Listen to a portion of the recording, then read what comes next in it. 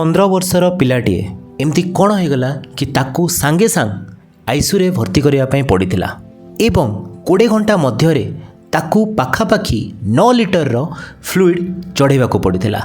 9 ଲିଟରର fluid ତା ଅର୍ଥ 18ଟା saline. ଦେଖନ୍ତୁ ଆମେ ସମସ୍ତେ ଜାଣିଛୁ ଡାଇବେଟିସ୍ ରୋଗ କେମିତି ତାର କାୟା ବିସ୍ତାର କରିବାକୁ ଲାଗିଛି। ଡାଇବେଟିସ୍ ମୁଖ୍ୟତଃ ଦୁଇ ପ୍ରକାର, ଟାଇପ୍ 1 ଡାଇବେଟିସ୍, ଟାଇପ୍ 2 ଡାଇବେଟିସ୍।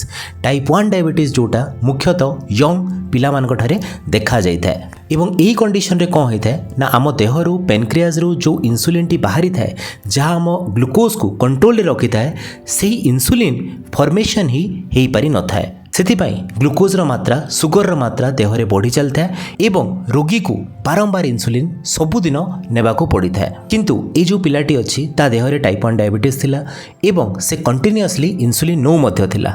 କିନ୍ତୁ ହଠାତ୍ ଦିନେ ତାକୁ ବହୁତ ଜୋରରେ ଇନଫେକ୍ସନ୍ ହେଲା। ଇନଫେକ୍ସନ୍ ଟାଇମ୍ରେ ଯେତେବେଳେ ବଡ଼ିର ଷ୍ଟ୍ରେସ୍ ଅଧିକା ବଢ଼ିଗଲା, ସେହି ଟାଇମ୍ରେ ଆମର ଇନ୍ସୁଲିନ୍ର ରିକ୍ୱାରମେଣ୍ଟ ମଧ୍ୟ ବଢ଼ିଗଲା ଏବଂ ବଡ଼ି ସେତେ ମାତ୍ରାରେ ଯେହେତୁ ଇନ୍ସୁଲିନ୍ ପ୍ରଡ୍ୟୁସ୍ କରିପାରୁନାହିଁ, ସେ ବାହାରୁ ଯେଉଁ ଇନ୍ସୁଲିନ୍ ନେଉଛି ତାହା ମଧ୍ୟ ସେ ଦେହ ପାଇଁ କମ୍ ସାବ୍ୟସ୍ତ ହେଲା। ସେଥିପାଇଁ ବଡ଼ିରେ ବହୁତ ମାତ୍ରାରେ ସୁଗର ବଢ଼ି ଯାଇକି ତାକୁ ଏ ସିରିୟସ୍ କଣ୍ଡିସନକୁ ଆଣି ପକାଇଲା ଏବଂ ଏହି କଣ୍ଡିସନର ନାଁ ହେଉଛି DKA। ତା ଅର୍ଥ ହେଉଛି ଡାଇବେଟିକ୍ କିଟୋ ଏସିଡୋସିସ୍। ଯେଉଁମାନଙ୍କ ଦେହରେ ଟାଇପ୍ 1 ଡାଇବେଟିସ୍ ଅଛି, ଯଦି ତାଙ୍କ ଦେହରେ କିଛି ଇନଫେକ୍ସନ୍ ହେଲା, ବଡ଼ି ଯଦି କୌଣସି ପ୍ରକାରର ଷ୍ଟ୍ରେସ୍ରେ ଆସିଲା, ଯଦି ହାର୍ଟ ଆଟାକ୍ ହେଲା, ଯଦି ବ୍ରେନ୍ ଷ୍ଟ୍ରୋକ୍ ହେଲା, ତେବେ ଏହି DKA କଣ୍ଡିସନଟି ହୋଇଥାଏ।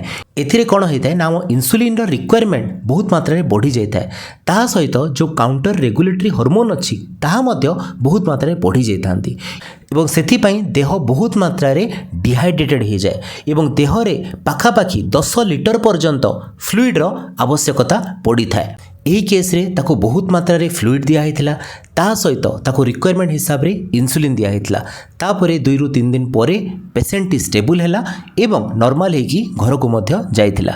ସେଥିପାଇଁ ଯେଉଁମାନେ ଟାଇପ୍ 1 ଡାଇବେଟିସ୍ରେ ପୀଡ଼ିତ ଅଛନ୍ତି ଏବଂ ଲଗାତାର ହିସାବରେ ଇନ୍ସୁଲିନ୍ ନେଉଛନ୍ତି, ଆପଣ ଧ୍ୟାନ ରଖିବା ଦରକାର କି ଇନ୍ସୁଲିନ୍କୁ ଠିକ୍ ଡୋଜ୍ରେ ଯେମିତି ଆପଣ ସବୁବେଳେ ନେଉଥିବେ ଏବଂ ଯଦି କିଛି ବଡ଼ି ଷ୍ଟ୍ରେସ୍ରେ ଅଛି କିମ୍ବା ଯଦି କୌଣସି ଇନଫେକ୍ସନ୍ ଯଦି ଆପଣଙ୍କୁ ହେଉଛି, ତେବେ ନିଶ୍ଚୟ ସାଙ୍ଗେ ସାଙ୍ଗ ଡକ୍ଟରଙ୍କ ପରାମର୍ଶ ନିଅନ୍ତୁ।